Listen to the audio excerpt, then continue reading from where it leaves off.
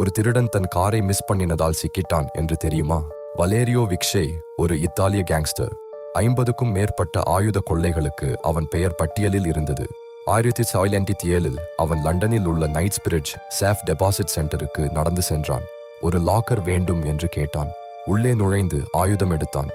கூட்டாளிகளை உள்ளே விட்டான். மணிக்கணக்கில் அவர்கள் வால்ட்டை சூறையாடினார்கள். 60 மில்லியன் பவுண்ட் மதிப்பிலான நகைகளும் பணமும் காணாமல் போயின. விக்ஷே லத்தீன் அமெரிக்காவிற்கு தப்பித்தான். ஆடம்பரமாக வாழ்ந்தான். போலீசுக்கு எட்டவே இல்லை. ஆனால் அவனுக்கு ஒரு பிரச்சனை இருந்தது.